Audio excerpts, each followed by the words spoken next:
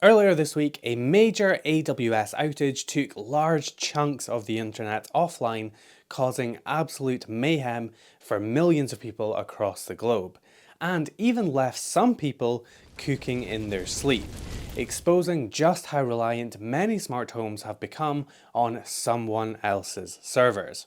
And I know what you're thinking. Well, surely this isn't going to happen again anytime soon, right? Whether or not AWS has another bad day soon, your smart home can still fail for loads of other reasons. And with AI being stuffed into every product almost these days, now more than ever, local control and privacy isn't just a nice to have, it's essential. On Monday, Amazon Web Services reported issues with one of its DNS systems, causing reportedly more than 1,000 websites to go down, and more importantly, prompting Jeff Geerling to dig out his favourite shirt once again. Now, websites going down is annoying in itself, but for most it's not the end of the world if they can't doom scroll for a little bit.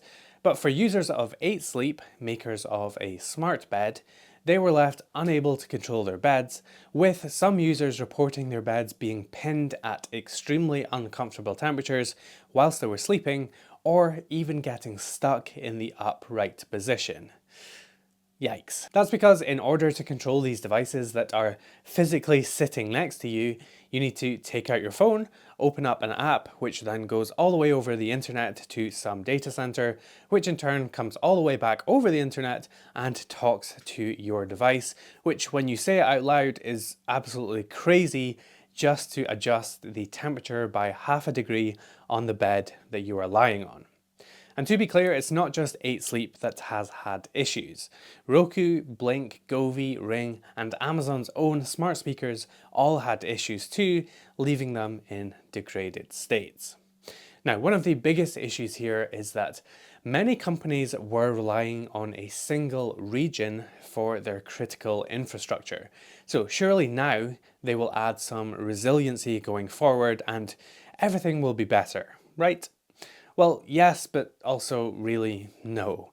See, this is just one of a number of ways that a device that you buy today could stop working at any point in the future. Maybe your local internet goes down, or your ISP has an outage, or the company pushes a software update to their services that takes everything down. There are many ways that a shiny new device that you just bought can end up as a temporary paperweight, or even a permanent one. Like a couple of weeks ago when Logitech announced it was sunsetting their pop buttons, giving users just 3 weeks notice before shutting their servers off for good, turning them into e-waste. Google also pulled a similar move recently with their Nest thermostats, disabling basically all functionality and rendering the device useless. This is only going to get drastically worse with the rise of AI and how AI is getting stuffed into almost every new product these days, which will require devices to constantly be communicating with the cloud. The amount of always on devices is only going to grow in a big way. And that's aside from the massive privacy implications that go along with it.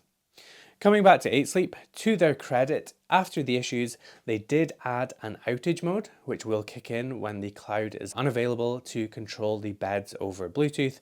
But this feels like a very small step in the right direction, since users of 8 Sleep have been asking for years for a local control mode.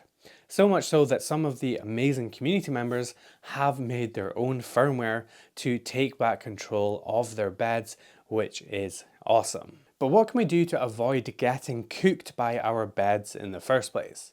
Well, the answer isn't to just hope that these companies improve their cloud resiliency, it's to pick devices that are designed for local control and privacy first. And there's a few ways that you can do this.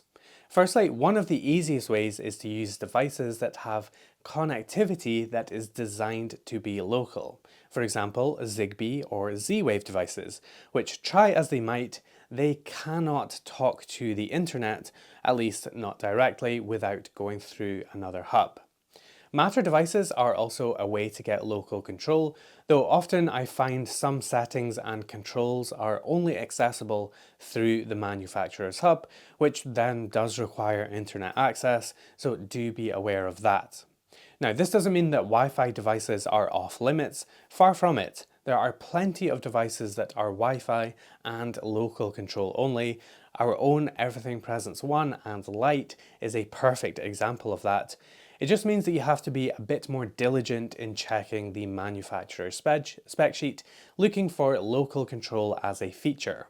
Companies like Shelly or Reliant or Ubiquiti, as well as others, are all doing a fantastic job of keeping their Wi-Fi devices working locally. And remember, just because a product is local control doesn't mean that it can't have cloud as an optional feature. That's great. It just shouldn't be a mandatory one. Finally, I know this one will unfortunately be ambitious, but we all need to collectively vote with our wallets and flat out refuse to use any smart home product that has a mandatory cloud connection without exception. There is almost always a good local alternative that will keep working in the event of an outage, maintain your privacy and work faster, not to mention still work in the years to come if that manufacturer goes out of business. And if there isn't a good local alternative, you can almost be sure that it won't be long before one pops up that is deserving of your hard-earned cash. I really believe that if we want to continue to have great options for local devices in the future and keep our privacy, we need to keep talking about this, keep pushing for local control, keep demanding that manufacturers respect your privacy, keep rewarding the brands who do, and most importantly, we need to educate new users as they are coming into the world of smart home, because they might just not know, right?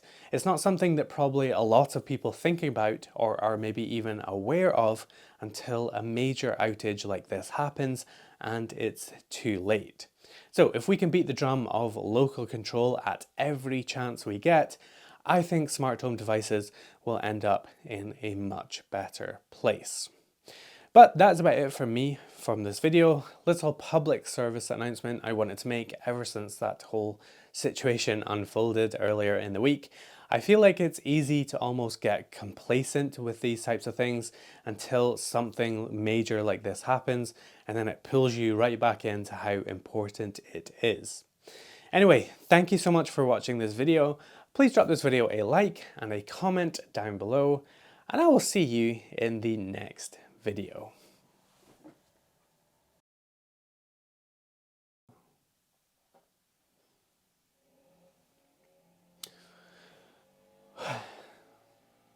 Why does somebody decide to get a chainsaw out right now?